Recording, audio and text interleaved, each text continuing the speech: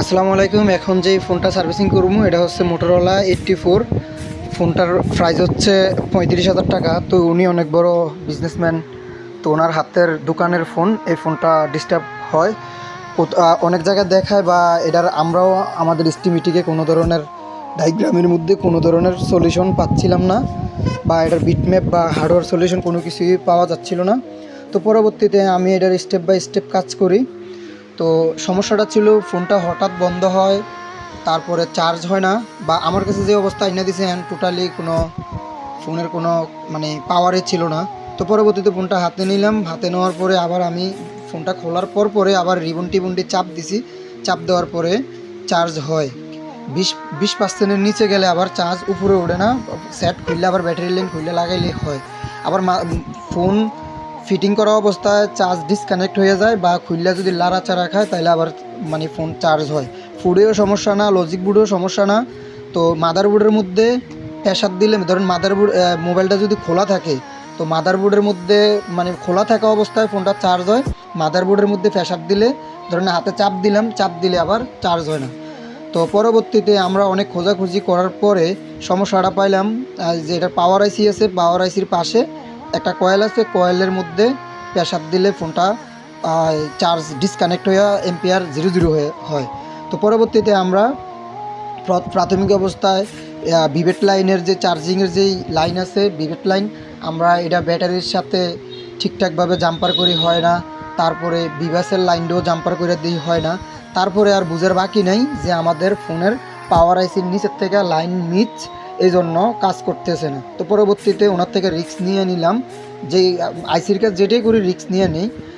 একটু বলা ভালো, গ্রামের মধ্যে ব্যবসা করি, তো তো অনেকে বুঝে না, বা না বুঝে অনেক সময় অনেক কথা বললে দিব, এই জন্য আগে বললা কাজ করি। তো পরবর্তীতে উনি আমারে সকল ধরনের পারমিশন দিয়ে দিছে, সেট কোনো কিছু হইলে উনি আমারে দাবি করবো না। তো পরবর্তীতে আইসিটা আমরা রিপ্লেস করি, করার পরে আবার নতুন করে আইসিটাকে লাগানোর পরে আমাদের কাজটা কী অবস্থা আপনারা দেখতে পারবেন। এখন আমরা মাদারবোর্ডের মধ্যে আমরা আইসিটা ইনস্টল করতেছি, মানে বসাতেছি। তো এই কাজগুলো করতে গেলে ভালো মানের টুইজার, ভালো মানের ফেস্ট ব্যবহার করতে হবে, এবং যে জায়গায় কাজ করবেন এই জায়গার পরিবেশ ভালো লাগবে। তো আপনারা দেখতে পাচ্ছেন আমি আমার মাদারবোর্ডটা মধ্যে আমরা সকল ধরনের প্রস্তুতি নিচ্ছি, যে আইসিটা এখন বসাবো। বোর্ডটারে ক্লিন করতেছি, কোনো ময়লা বা কোনো কিছু থাকলে আবার কাজটা হবে না। তো এই জন্য আমি আমার প্রস্তুতি নিতেছি।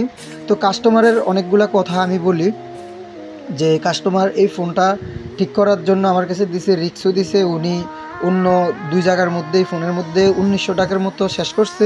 তো পরবর্তীতে আমাদের কাছে নিয়ে আসে, আমরা এই ফোনটার সার্ভিসিংয়ের বিল নিছি 1500 টাকা, টোটাল কাজের বিল নিছি 1500 টাকা। পরবর্তীতে উনি আবার একটা কথা বলি, এটার কিন্তু সিমও পাইতো না, ধরেন সিম কার্ড পাইতো না, আইমি নাম্বার 00, আপনার সিরিয়াল নাম্বারটা শুধু আছে, আইমি নাম্বারটাও আসছিল না, মানে বেসমেন্টটাও চলে গেছে, পাওয়ার হঠাৎ করে চলে যায়, অনেকগুলো ইস্যু। এগুলো নাকি আগে ছিল না, যে জায়গায় দেখাইছে উনি আবার আইসিগুলোর মধ্যে রিহট করছিল বা হিট দিছিল, বা অনেকভাবে ট্রাই করে দেখছে। তারপরে চার্জিং পোর্টের গোড়ার থেকে 5 ভোল্ট বিভাসের যে লাইন, ওই লাইনটাও জাম্পার করছে। তো আমি দেখছি যে এই লাইনটাতে কোনো সমস্যা না, আমি লাইনটা সিরা ফালাই দিছি, কারণ তার টানার প্রয়োজন নাই, এই জন্য আমি করি নাই।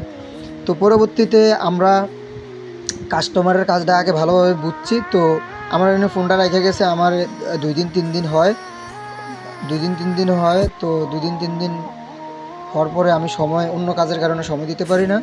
তো এখন আপনারা দেখতে পাচ্ছেন আমি মাল্টিমিটার দিয়ে এখন চেক করব যে আমার আইসিটা লাগানোর পরে আইসির পাশে কোনো শর্ট আছে কি না, বা রিডিং ঠিক আছে কি না। তো দেখতে পাচ্ছি রিডিংগুলো ঠিক আছে। তো এখন আমরা এই মাদারবোর্ডটা এখন আমরা এটাকে চেক করব। তো আমরা সর্বপ্রথম মাদারবোর্ডটা আগে সব কিছু কানেক্টরের লাইন টাইন সব কিছু লাগাচ্ছি। তো তারপরে আমরা দেখব যে আমাদের কী অবস্থা। এখন আমরা লজিক বোর্ডের লাইনটা লাগাচ্ছি। তো চেক করা হবে এখন যে আমাদের এম্পিয়ারটা কি ছেড়ে দিচ্ছে কিনা চাপ দিলে, অথবা আগের মতো কি সমস্যাটা আছে কিনা, বা কোন কন্ডিশন, এখন আমরা দেখব। তো আমরা ভিডিওটা করি, এখন ভয়েস দিচ্ছি, আজকে ভিডিও আপলোড দেব।